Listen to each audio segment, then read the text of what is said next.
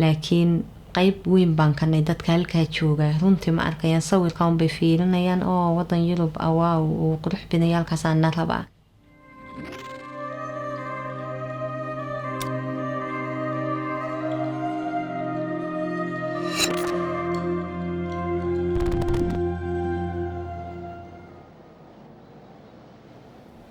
markaan anu wadankii ka yimiday waxoogaa iska deganaa waxoogaa wali rashbad iyo dhib way iska jirtay wadanku iska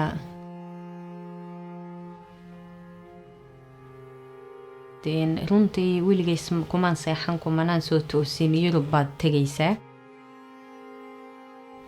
markay dhinteen waan joogaa Allah naxariistaa aabbayo hooyaday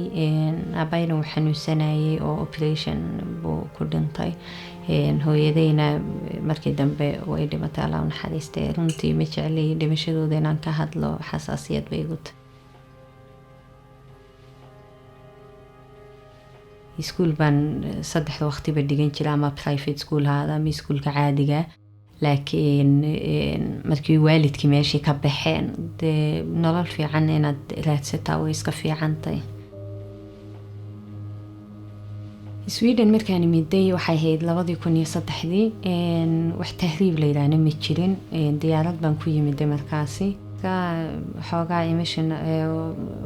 xaska xasaasiyad bay iska tahay waayo weligay reerkayga keligay kama iman maalin keliya kama maqnaan reerkayga wadan cusub baan imiday hooyo joogin aabba joogin walaalo joogin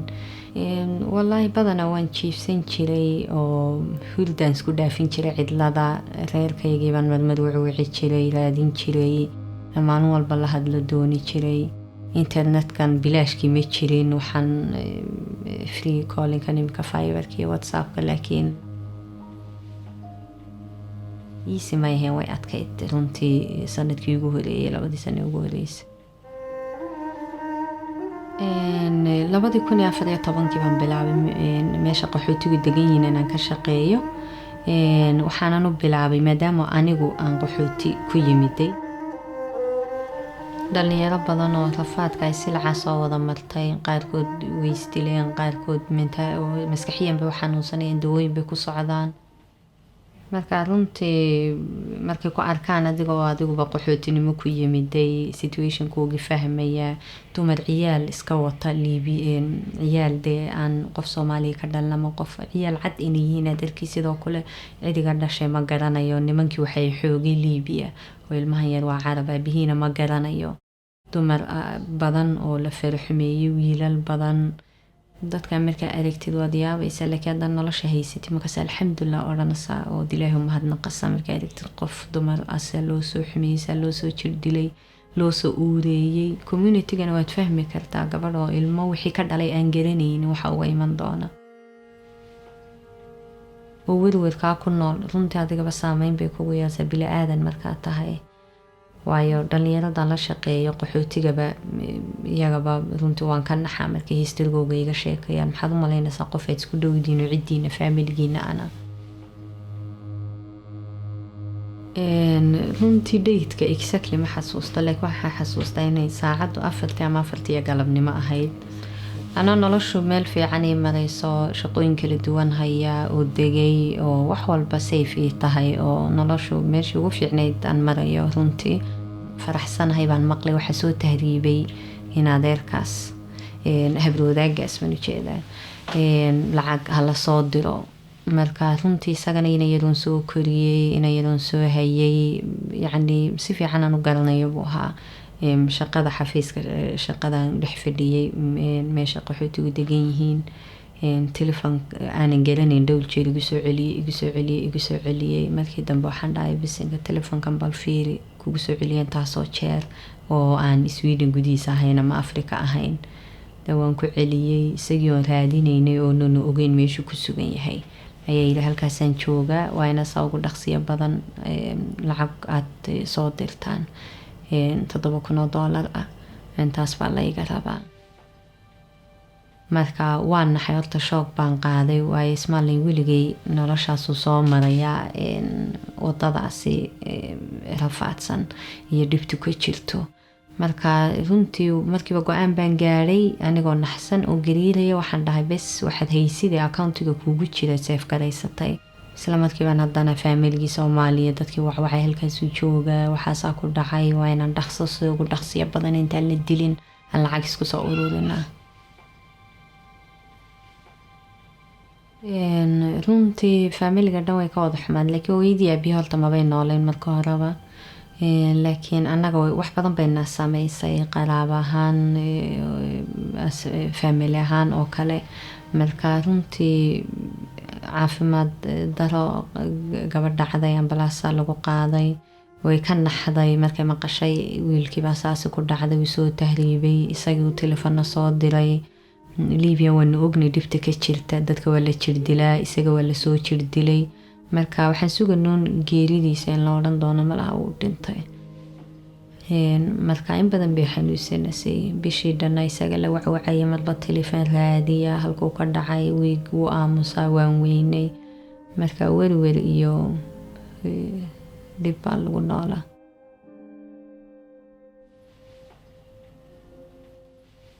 marka in badan ma nuseexan anaga cunto la'aan baa nagu dhacday werwer haddii kalena ma fiicna waxba u wada dir si aan hadhow isku canaanan naftaadii uu dhintay waxbana uma dirin marka runtii wixii aan hayayba waan u diray faamiligii waa la isku wada ururiyay sidii baan ku caawinay naxariistu ka tagtay waan ogaa inay jirdili doonaan wax walba waan iska fahansanaa maadaama aan aragnay social media waxyaabaha laga soo duubayo Liibiya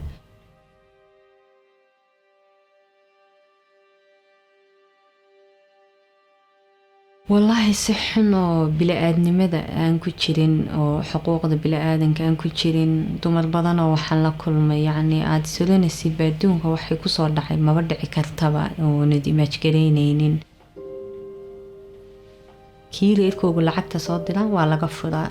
dan hore u sii socdaa uu tahriibkiisa doonta u sii qaataa kii lacagta laga bixin kari waaye lacagta loo soo diri waayana halkaas baa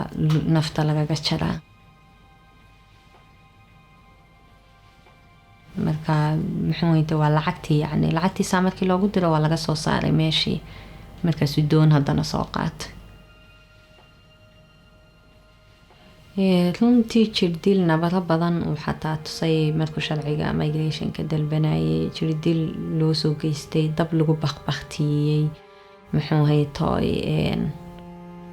qof wuxuu ahaa dee xoog weyn oo meelaha 80 kiilo isagoo qofkii waxaan aragnay 50 kiilo 40 kiilo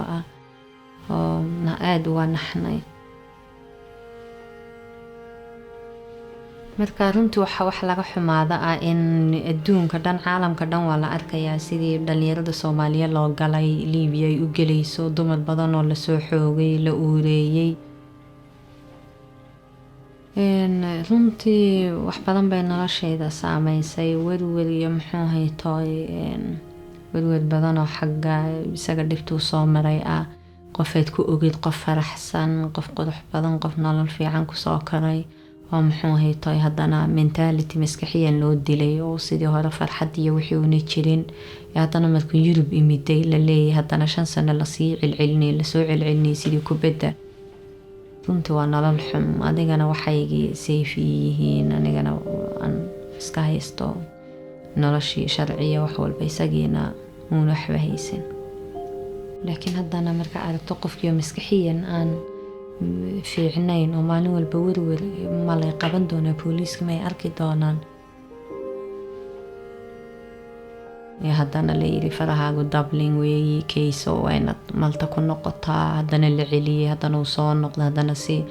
nolosha Yurub to Liibiya iyo waxa ka soo maray ta Yurub baa ka daran mentality loo dilay maskaxiyan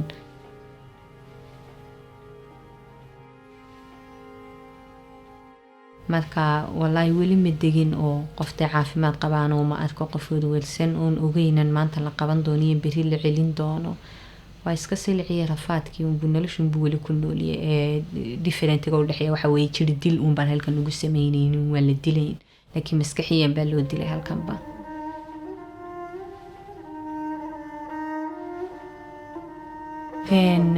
runtii diasporahu qayb ay ka mid tahay problemkan tahriibka maxaa yeelay social media ama facebooka sawiraan qurux badan baan soo gelinaynaa wadan green ah quruxdiisa the reality life-kan ku noolnay ma tusayno waan wada ognayna wada stress nahayo oon muxuu haytooy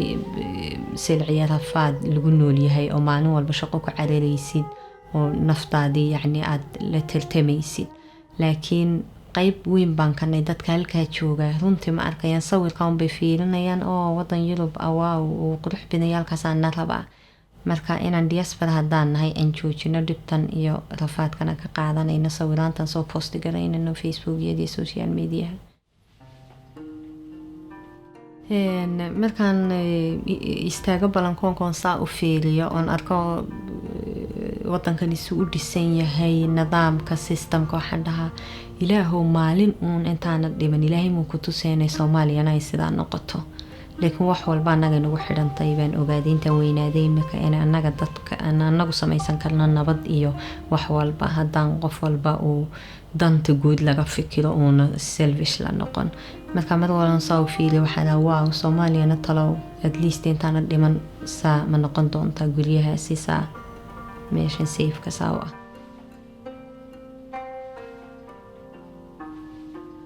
riyadaydu waxa weeyaan wadankii ku noqdo oo wadanka dib u dhiso